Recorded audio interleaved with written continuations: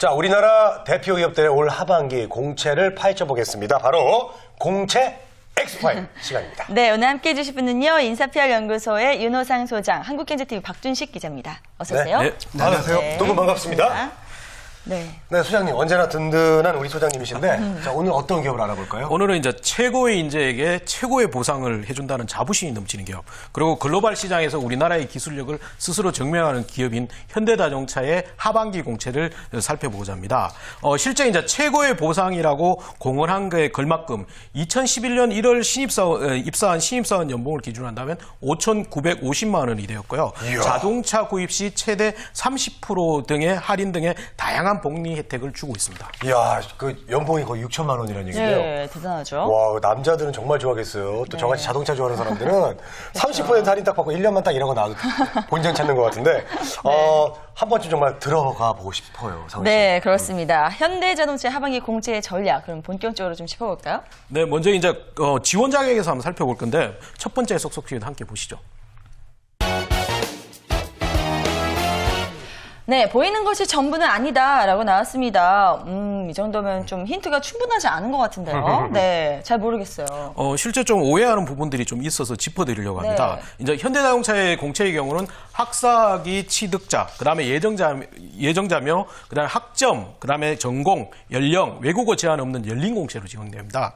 일단 다른 그룹에서 지원 하한선을 내세우고 있는 학점 3.2라든지 오픽이라든지 외국어 제한이 없기 때문에 대부분 지원자들이 굉장히 좋아하고 있고요. 현대자동차 인사 담당자조차도 서류 전형에서 학점과 외국어 점수가 당락의 절대 기준이 아니라고 공언했기 때문에 이런 부분들이 좀 편하게 생각합니다. 하지만 여기서 보이지 않는 행간을 조금 읽으시는 것들이 필요합니다. 네, 네, 서류 그렇군요. 전형 제한이 없다고 해서 이걸 그냥 있는 그대로 받아들여서는 안 되고요. 그 보이지 않는 행간, 그게 어떤 건가요? 첫 번째가 이제 학교와 학점에 대해서 이제 오해를 많이 하고 있습니다. 지원자들은 이런 부분에 대해서 굉장히 색안경을 끼고 부정적으로 바라보는 게 많은데, 네네. 하지만 기업 입장에서는 학교와 학점이 지원자의 전문 지식의 완성도를 보려고 하는 것은 아닙니다.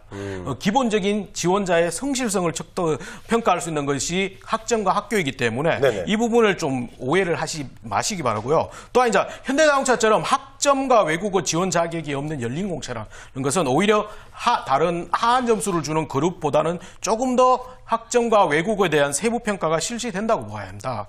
실제 이제 다른 기업들은 하한선을 넘기면 제로 베이스라든지 가중치를 줄이는 시도가 많은데 현대자동차는 이 하한선이 없기 때문에 학점과 외국어에 대해서 세부 가중치를 두고 평가를 진행한다고 보아야 합니다. 네, 네. 그렇군요. 자, 현대자동차의 전형 과정 좀 짚어볼까요? 네. 현대자동차의 공채는 서류 전형을 통해서 최종 합격자의 8배수를 선발하고 그다음에 HKAT라고 하는 인적성을 거치게 됩니다. 이 HKAT를 통과한 4배수의 인원을 대상으로 1차 실무진 면접이 진행되며 1차 실무진 면접을 통해서 1.5에서 2배수를 선발하고 이후에 2차 최종 임원 면접을 통해서 최종 합격자를 선발하게 됩니다.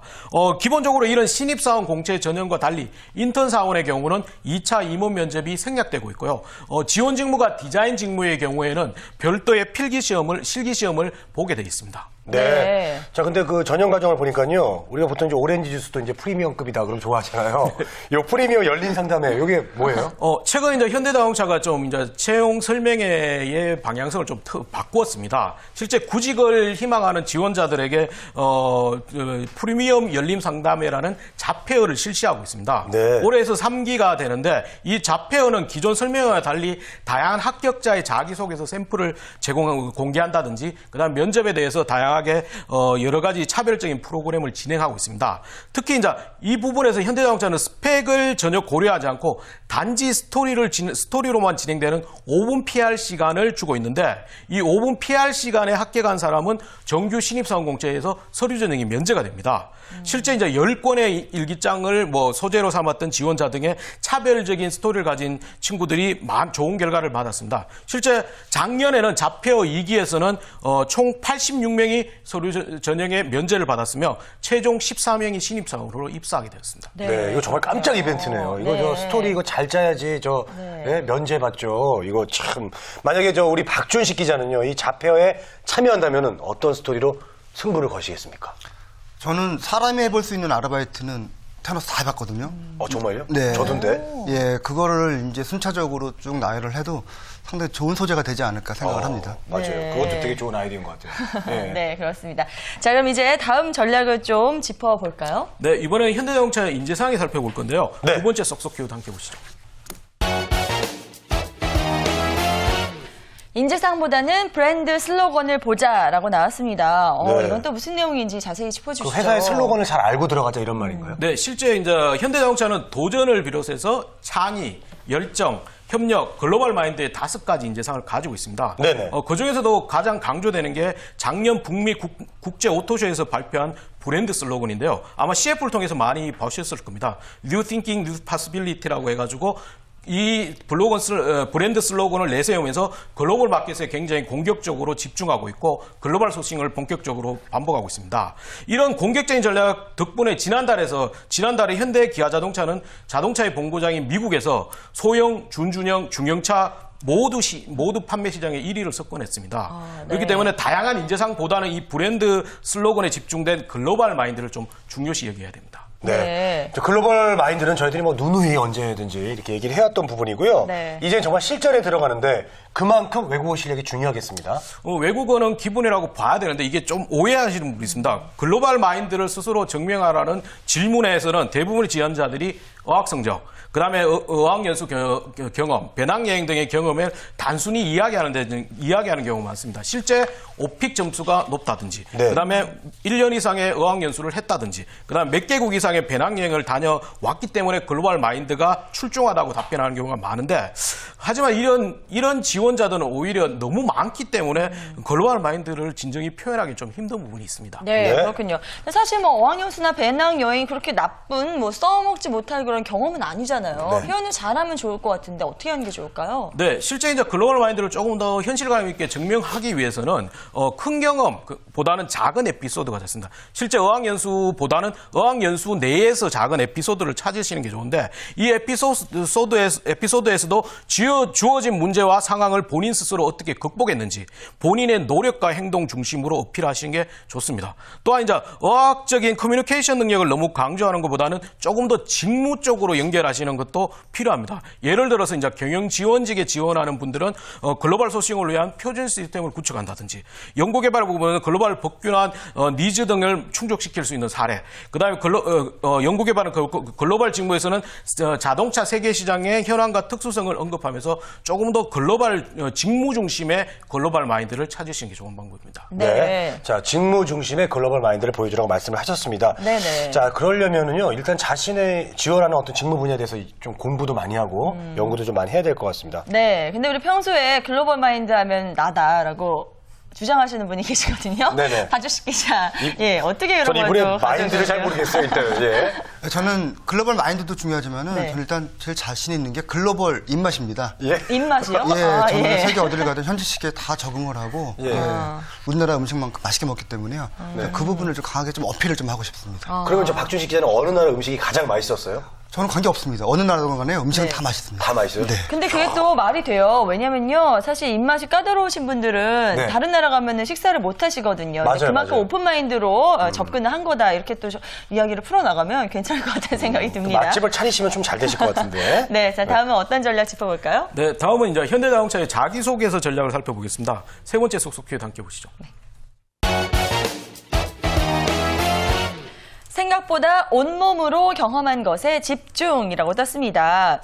뭐 역시 경험이 중요하다는 말씀이신 것 같은데요. 좀 더 자세히 풀어주시죠. 예, 현대자동차의 신입사원 공채의 자기소개서의 경우도 지원자의 구체적인 경험을 소재를 요구하고 있습니다. 그렇기 때문에 각각의 키워드에 적합한 경험을 찾아야 하는데 너무 일상적이나 식상한 논리나 노력들은 좀 피하시고 본인만의 독특한 경험을 찾는 것이 중요합니다. 그렇기 네. 때문에 이런 다양한 경험을 찾기 위해서는 반드시 방학 기간을 활용해서 본인의 다양한 경험을 나열식으로 좀 정리해 보셔야 됩니다. 네. 네. 자, 그러면 합격자의 자기소개서를 한번 보도록 하겠습니다. 네. 네, 먼저 이제 합격자 자기소개서를 간단히 읽어드리면 이제 제목 자체가 이제 일본에서 시작된 자동차 사랑 해가지고 일본 단기 연수를 갔을 때 닛산과 도요다의 쇼룸을 개락했습니다. 거대한 규모의 쇼룸에서 자동 주차 시스템이나 센서를 이용한 차선 이탈 방지 시스템과 같이 미래 자동차의 기술을 직접 보고 체험하면서 자동차의 막연한 동경이 전자 기술에 대한 관심으로 변해갔습니다. 이렇게 이제 지원 동기를 썼는데 단순히 주어진 전공의 이론적인 학습을 강조하는 것보다는 조금 더 도전적인 경험을 어필했기 때문에 좀 긍정적인 인상을 남겨주었습니다. 네. 실제 이제 그렇기 때문에 지원 동기에서는 이론적인 학습 이외에도 프로젝트 경험, 그다음에 실제 응용했던 경험을 적극적으로 활용해 보시는 게 좋고요. 학교 내의 경험보다는 학교 울타리를 넘어선 경험이 오히려 아주 좋은 방법입니다. 실제 이 합격자는 본인 스스로 과감하게 국내를 벗어나서 일본에서 본인 지원 분야와 연관되는 경험을 찾고 거기에서 보고 느꼈던 것을 어필했기 때문에 좋은 결과를 나타내게 되었습니다. 네, 알겠습니다. 네. 자, 그럼 다음 항목도 좀 짚어볼까요? 네, 자기소개서의 마지막 항목이 다양한 경험 중에 중요하게 생각하는 경험인데요. 이 부분에서도 합격자 얘기를 한다면 이 합격자는 자동차 관련 실무 경험을 위해서 2년 전부터 오일 전문점에서 아르바이트를 하고 있습니다. 근데 오일의 경우는 차의 운행 기록과 운전자의 운전 습관 등에 밀접한 영향을 미치기 때문에 반드시 기록 관리하였으며 그것을 위해서 고객 차량 관리 차트를 꼼꼼히 정리하고 관리했습니다. 네. 좀 이렇게 다양한 경험에서는 실제 이제 지원자 대부분들은 본인이 가장 적기 쉬운 경험, 가장 돋보이기 위한 경험을 집중합니다. 그렇기 때문에 어학연수, 공모전, 그다음에 서클 등의 소재를 선택하게 되는데 이런 소재들은 오히려 지원 직무와 연관성이 좀 떨어지게 됩니다. 하지만 이제 소개해드린 합격자의 경우는 오일 전문점이라는 경험을 선택했는데 특히 이제 단순히 아르바이트를 했다는 데서 그치는 것이 아니고 아르바이트를 좀 효율적으로 전개하기 위해서 순서를 정하고 개선했고 그다음에 자동차와 연관되는 관리 대장을 체계적으로 정리했다는 것이 오히려 긍정적인 인상을 주었습니다. 또한 이제 이 부분에서 이제 대부분의 지원자들이 업무 관련 아르바이트는 실제 사람을 뽑지 않는다고 많이들 불평불만을 합니다. 그런데 토익 외국어 성적을 올리기 위해서 토익 학원에 등록하는 마인드가 있다면 오히려 무급이라도 배울 수 있는 노력이 오히려 좋을 것 같습니다. 네. 소장님, 저 같은 경우는 자동차 튜닝을 되게 좋아해가지고요. 이 오디오를 다 막 뜯어가지고 제가 직접 이렇게 막 다이를 하고 그랬거든요. 이런 거 경험 되게 좋나요? 말하면?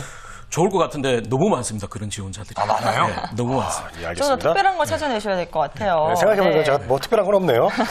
자, 하반기 공채 전략 오늘 첫 번째 시간이었습니다. 마지막으로 핵심 포인트를 좀 정리해 주세요. 네, 스토리가 스펙을 이긴다는 것은 취업 시장의 유행처럼 번지고 있습니다. 그래서 효과성과 효율성 중심의 기업 인재상에서 창의성과 전문성 중심의 인재상으로 변화했기 때문에 과거의 스펙 중심의 채용 형태가 스토리 중심의 채용 형태로 바뀌고 있습니다. 이런 상황에서 이제 현대자동차에서는 지원자의 기본적인 성실성을 확인할 수 있는 스펙 부분을 전혀 고려하지 않는다고는 볼 수 없습니다.